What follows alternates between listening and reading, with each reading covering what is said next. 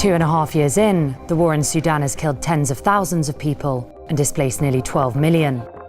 Fighting initially broke out as a power struggle between the regular army and the paramilitary Rapid Support Forces. Last month, the RSF captured the city of Al-Fasher, the army's last stronghold in the western Darfur region. The UN says the paramilitary group committed ethnically targeted massacres and rapes there, all in a country already facing the world's worst humanitarian crisis. So what's behind the violence in Sudan, and what's the rest of the world doing to stop it?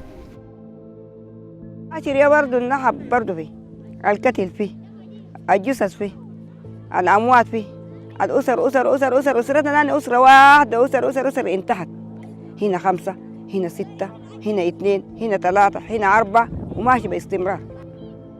سبحان الله في الطريق مخيف. الحاجة اللي خلاه تكون مخيف شنو؟ لأنه بتلقى جثث واقفة، جثث بتاعت ناس، جثث بتاعت أطفال، ملابس بتاعت ناس متقولات، مستندات بتاعت ناس متقولة في الشارع. يعني الشارع والله تقدر تقول زي الأفلام المخيفة دي، يعني أفلام بتاعت رعب. Testimonies like these are not rare. Over 100,000 people have fled Al-Fasher, with eyewitnesses and rights groups saying civilians were targeted for their tribe and skin colour. The International Criminal Court says atrocities committed in the city could amount to crimes against humanity and war crimes. None of us should be surprised by reports that since the RSF took control of Al-Fasher, there have been mass killings of civilians, ethnically targeted executions, sexual violence, including gang rape. It's not the first time the RSF has been accused of targeting non-Arab groups in Darfur. UN experts say the paramilitary group and its allies killed between 10,000 and 15,000 people, mainly from the Masalit tribe in Al Janina in 2023. Its experts believe the RSF targets specific tribes with the goal of terrorizing, displacing and destroying them, in whole or in part. The RSF denies ethnically targeting civilians. Its chief, Mohammed Hamdan Daglo, has apologized to the residents of Al-Fasher.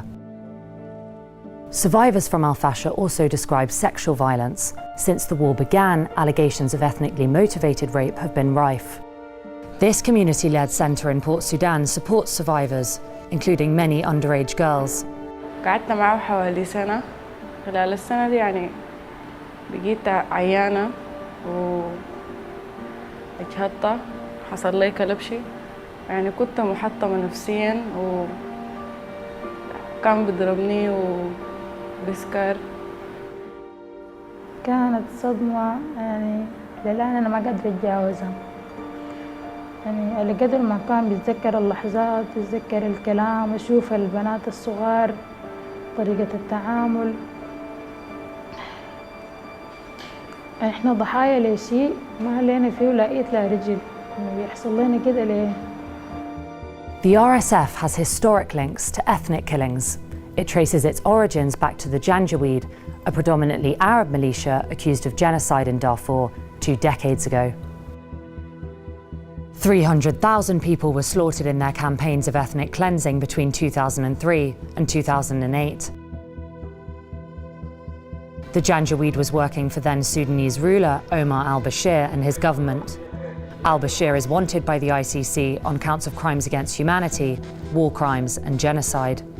Rights organisations now worry Sudan is seeing a repeat of the Janjaweed's massacres. A lot of that violence reminds us of what we saw 20 years ago in Darfur. Ethnic connotation of this violence and the modalities of the violence, again, remind us of what we all condemned and said never again 20 years ago. Behind the war between the Sudanese military and the RSF is a wider system of alliances. International players back different sides to vie for control of Sudan's natural riches.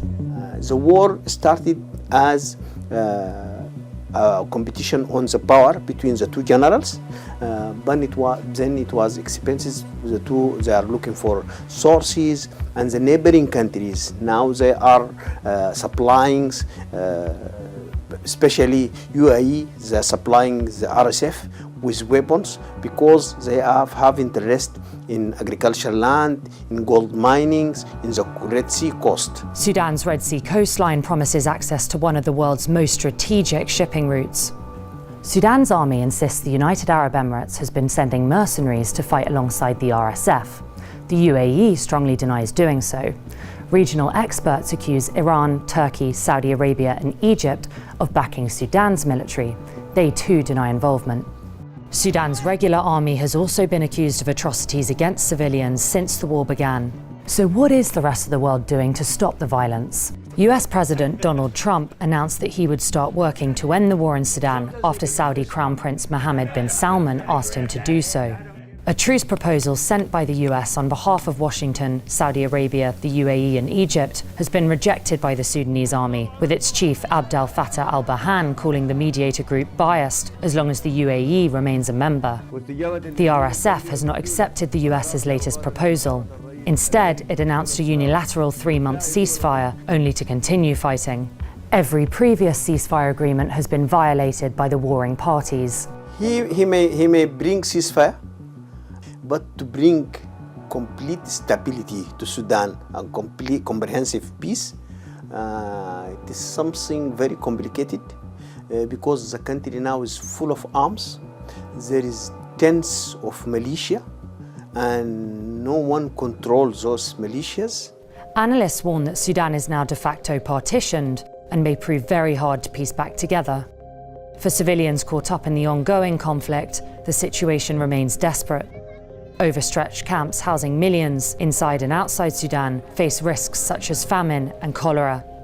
According to the UN, 21 million people are facing high levels of acute food insecurity. في السودان هو حرب وجودية تستهدف إبادة مكونات بعينها وإحلالها بمكونات بديلة، ليس سوى ذلك ولا أقل من ذلك. وقد شاهدتم كيف أن القتل في الفاشر تم ويتم على أساس العرق بل واللون لمجموعات سكانية محددة. فما هي الإبادة الجماعية إن لم تكن تلك هي؟ Subscribe to Oneindia and never miss an update. Download the Oneindia app now.